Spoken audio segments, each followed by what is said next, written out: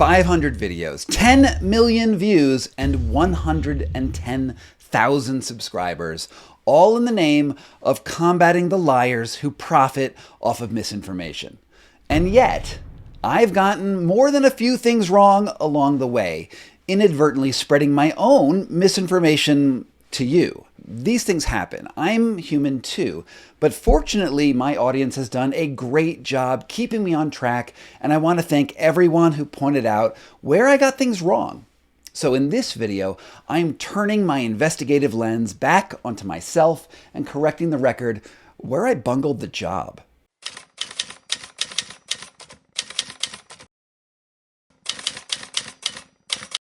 The brain's unique wiring means that each eye connects directly to the opposite hemisphere. So the left eye sends images to the right side and vice versa for the right eye to the left hemisphere. Oh man, this mistake has kept me up at night on more than one occasion because I also repeated it in a footnote in my book, The Wedge.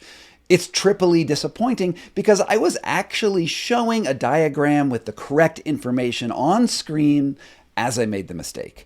So here's the correct information. As you can see, each hemisphere of the brain is actually connected to the opposite side of the visual field in each eye and not the opposite eyeball, which is what I said. So when split brain researchers wanted to send information to just one side of the brain of people who had severed corpus callosums, it wasn't just as simple as covering an eye, but involved splitting the visual field with careful barriers. This is a small but important distinction of the biological pathway that dozens of you pointed out. Luckily, it didn't alter the actual point of the video, which was that it was possible to actually communicate to one lobe at a time, which is frankly in and of itself completely wild.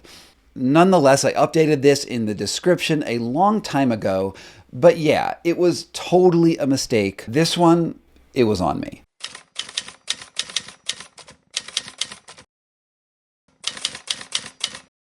And when I get out there, I notice that the cat is being flung in the air by, I don't know, like a pit bull or something, and his arm is like, this is the cat's arm, and the dog is like up to there, and he's being flung into the air. My cat was 100% beaten up by this dog, and the fight got me taken to court.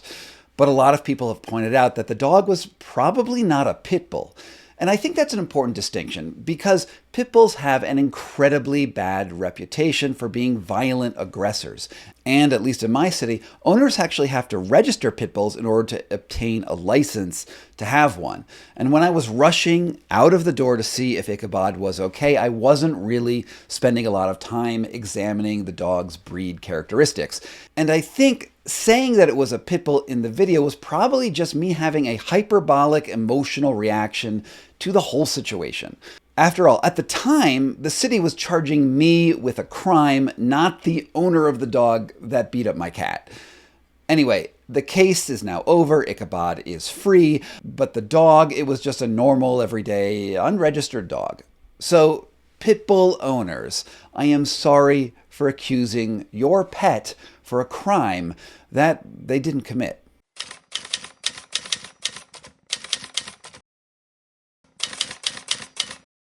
Harvard was just busted with their anatomy lab, was sending out body parts. And wait, Harvard was sending their body parts where? To a guy in Pennsylvania. To do what? He's like full facial tattoos. I'm not totally up on this case. Okay, got it. Can I just tell you how much I hate trying to cite facts during live interviews? It's like a recipe for misinformation. I have this habit of trying to answer questions in interviews to the best of my ability, even when some of the details are fuzzy in my brain. And even though I highlighted the fact that I was out of my depth in this question in the interview with Dr. Mike, I suspect that most viewers weren't going to do the research on their own. So let's clear this one up. In the Harvard morgue case, the former morgue manager and his wife were accused of selling body parts to interstate buyers, including this guy, Jeremy Pauley, in Pennsylvania. The morgue manager's wife and Paulie have pled guilty for selling body parts. But as far as I can tell, the morgue manager himself, that trial, it's not over yet.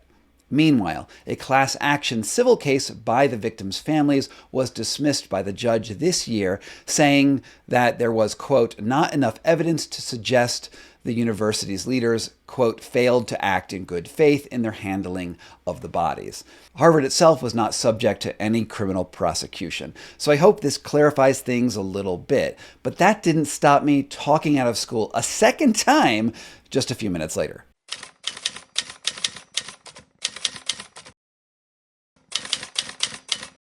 I will tell you the story, and maybe you should look at the news clip and fact check me on this. Sure. But here's my memory of it: is that this Texan dad, his son ended up in the brain dead, probably motorcycle accident, and they're like, we're gonna have to unplug him.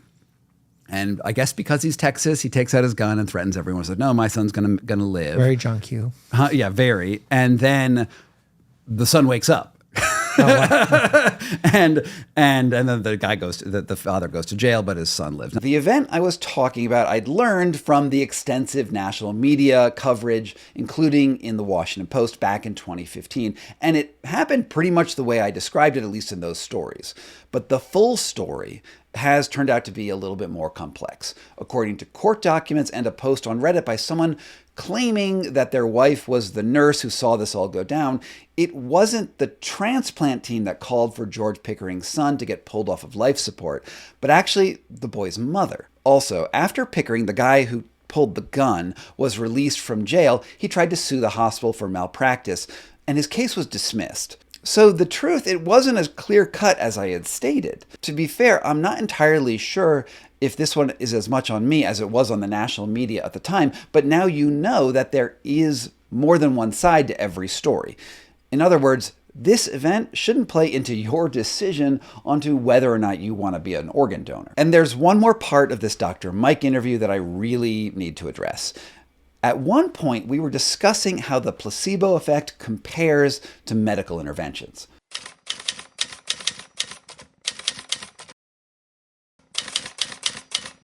Let's talk about the placebo effect for antibiotics. And I thought, in my mind, antibiotics always work. They cured everything. They kill the bacteria, and it's great. So I looked up the studies, and you can just do this now. What is the antibiotic for conjunctivitis and appendicitis? And there was one other one that sort of just shows up immediately when you do the first Google result.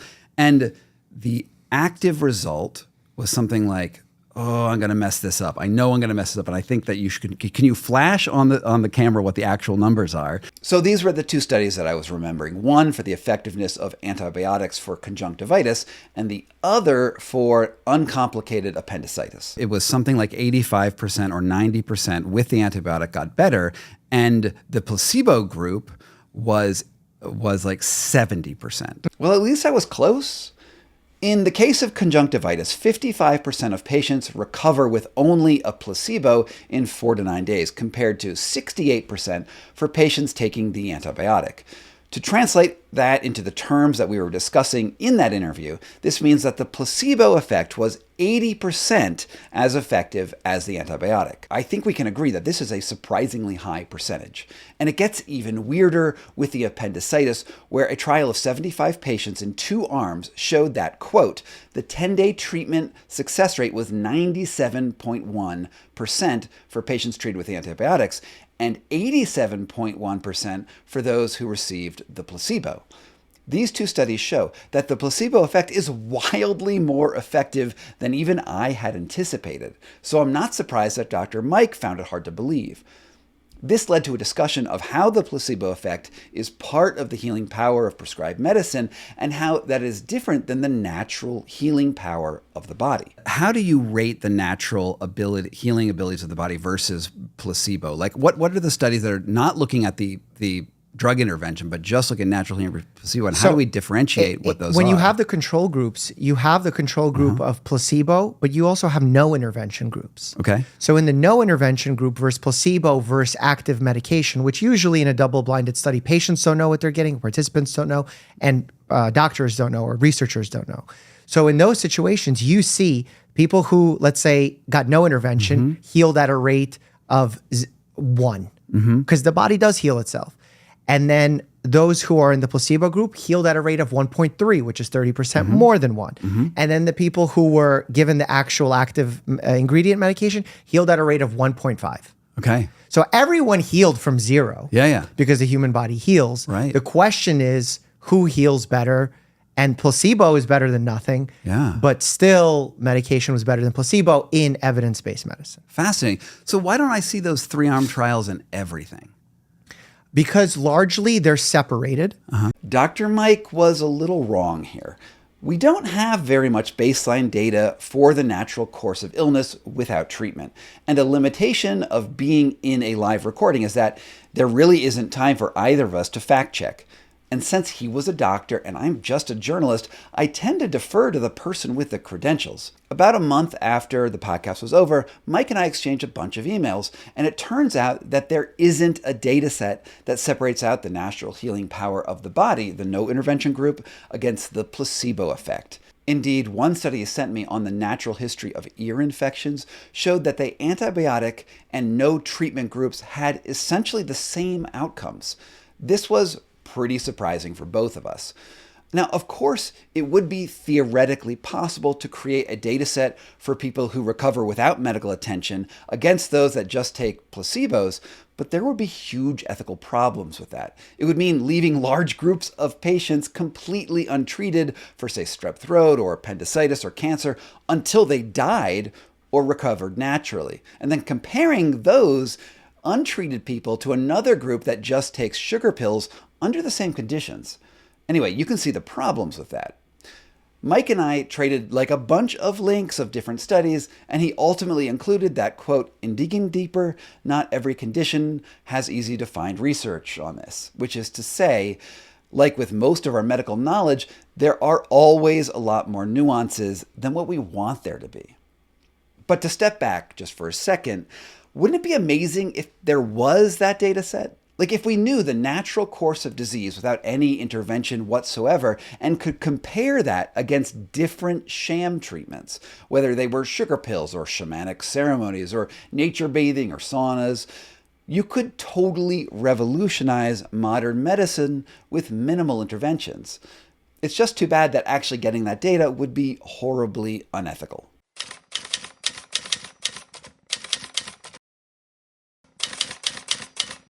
Famous neuroscientist and podcaster Andrew Huberman. Huberman. Okay, so basically all of you have noticed that I pronounce Andrew Huberman's name wrong. You have made fun of me in the comments of just so many of my videos. My only defense here is that I've been consistently saying it wrong since I first met him. All right, guys, Andrew Huberman of the Huberman Lab. And he never once corrected me. I mean, he was probably being nice. This one, though, it's totally on me. I've been trying to do better, but I can't promise that I won't make that mistake again, because at this point, it's like a bad habit of mine. Nonetheless, I'd like to apologize to Andrew Huberman for making this error, which leads me to my next point.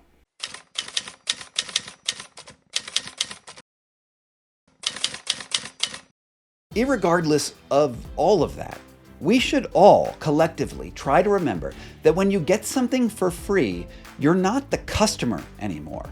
You're the product.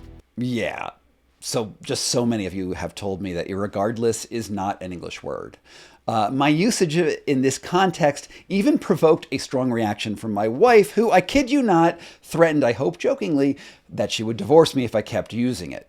Irregardless of all of that, I have used this word for the entirety of my adult life and refuse to back down, at least on this one.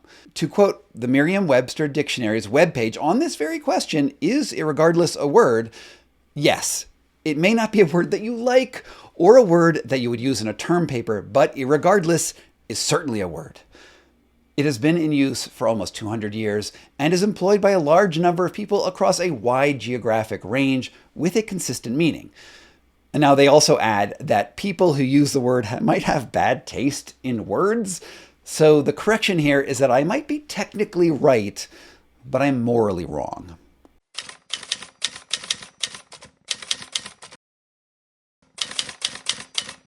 Huberman also makes money with generic YouTube ads. A good ballpark estimate for his niche, which I'm basing off data of my own Huberman-related videos on my channel, is that he's making roughly $5.50 for every 1,000 views on his videos, or about $5,500 per million views. With 361 million views on his channel. This means that since he began uploading 3 years ago, he has brought in about $20 million through AdSense alone. So apparently I can't do math. $5,500 multiplied by 361 equals $1.98 million, not $20 million. I was off by a factor of 10. And I really don't have an excuse for this one other than to say that like long strings of numbers with lots of zeros sometimes confuse me, and somewhere along the way I put the decimal in the wrong place. And this is an issue because I compared how much money Huberman made passively through AdSense to the standard professor salary at Stanford. Glassdoor reports that the average Stanford professor earns between $139,000 and $251,000 per year. Why isn't Huberman content with 28 times the normal salary for his position as an associate professor? In reality, Huberman is only bringing in 3 times what professors actually make. I really regret this error because it makes Huberman out to be much wealthier than he actually is off of YouTube. I am super grateful to the single commenter who pointed out this mistake. I immediately added a correction in the video description and in the pinned comment. And I guess I'm also a little disappointed that YouTubers aren't likely to make generational wealth off of dynamically inserted ads.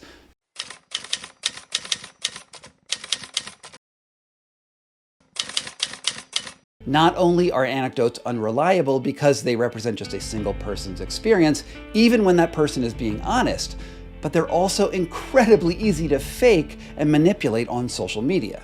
So too were her hilariously bad attempts at photoshopping results, like this one, which clearly shows a photoshopped body on an older woman, demarcated by 2 different skin tones above and below the neck. After she saw the video, Sheila Kiss, the woman depicted in that very photo, sent me several incredibly upset messages insisting that she was 100% natural.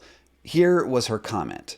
You've used my pic on your video, stating that it is clearly photoshopped. You claim that Ashley used an older head on a young body. I can assure you all this is my face, my body, no Photoshop whatsoever. I have been fascia blasting consistently for 9 years and absolutely swear by it. I started due to cellulite, but it delivered so much more. At 66, I am completely pain-free, minimal cellulite. I feel confident in a bikini. I've climbed the mountain and am now enjoying the view. I would like you to retract this completely false statement. It is 100% untrue, and you are spreading completely made-up statements. All right, I was a little bit shocked when I saw this note from her, and I took a look at her Instagram profile before she blocked me later, and I have to admit that Sheila looks pretty darned awesome for her age. Well, awesome if her pictures didn't show telltale signs of manipulation, like these pictures where you can clearly see the walls bending and unbending for inexplicable reasons. That looks like Photoshop to me. Nonetheless, I had specifically said that she was doing a Photoshop head transplant, and on reflection, I think she is actually just using Photoshop to smooth out and alter her body. So maybe I jumped to a hasty conclusion here, which is to say, she does seem to be faking her image, just not to the magnitude that I had initially suspected.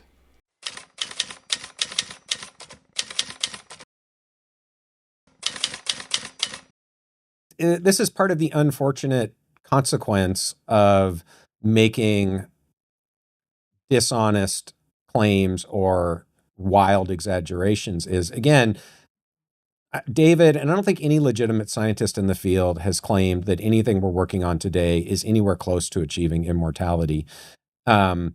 But it is the case that it is possible. I think that, and this is where, the way that Scott's sort of starting this is as if the whole thing is fraud, right? Like, oh yeah, people have been saying for thousands of years that we can modulate aging, and that's never been true. Therefore, it's not true now. First of all, that's a logical fallacy to even take that approach. But after my expose on the longevity scientist David Sinclair, Matt Kaeberlein, a different scientist also in the longevity field, posted a rather long reaction video. He made many points, but the heart of his critique was that I was throwing the baby out with the bathwater and painting the entire field of longevity medicine with the same brush. Kaeberlein offered me to come on his podcast to chat about it, but unfortunately, I could only do that virtually, and he insisted that I fly out to Seattle to meet him. So we've never had that face-to-face, heart-to-heart. But I want to say this. There is every chance that I made an error in understanding the nuances of the sirtuin hypothesis and the relative merits of NMN based on what I learned from talking to other experts in the field and my own personal journalistic and otherwise biases. It's my job to talk to scientists and experts and use my best judgment on what they tell me and then to distill that message to my audience. So watch his video and decide for yourself. Having said that, I do think that it's worth standing up for the idea that it is possible that the entire field of longevity medicine could be one massive grift. I'm not completely convinced that aging is a disease. I'm more in the belief that human lives go through natural stages, beginning with birth, and ultimately ends in aging and death. And while Matt is clear that he thinks that biological immortality is possible once the science matures a little more, but it is the case that it is possible. But that statement, it's a statement of faith, not of science. And I'm not convinced that it's a logical fallacy to state that just because something hasn't happened in the past, that it can happen in the future. There is no guarantee that science will go in the direction that Kaeberlein hopes that it will. The thing about the future is that it's ultimately unknowable. So I guess I'm not sure if I made an error here or not. We're going to figure that out in time.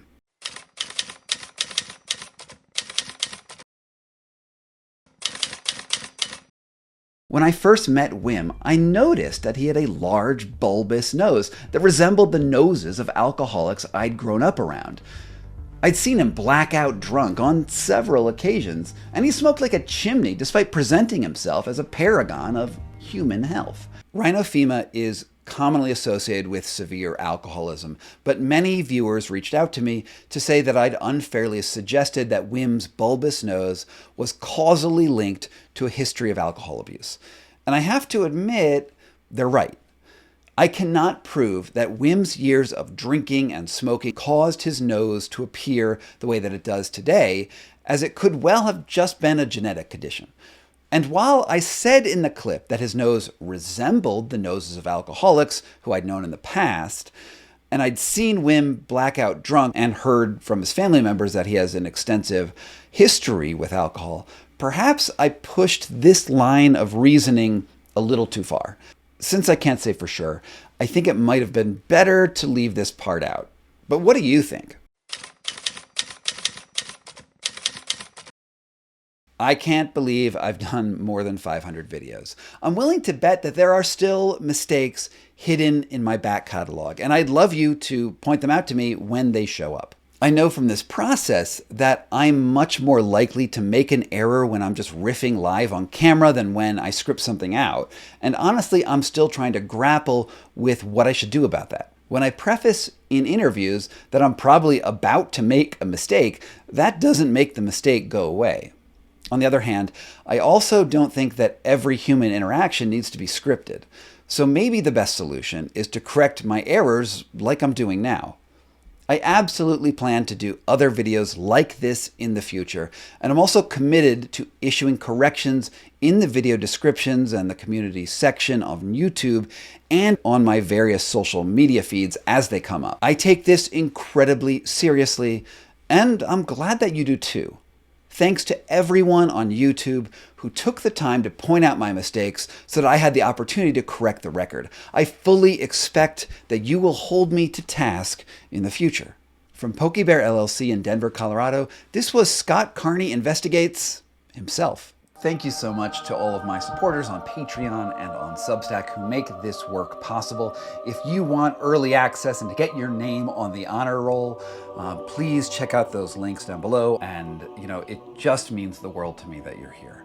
From Pokey Bear LLC in Denver, Colorado, this was Scott Carney Investigates.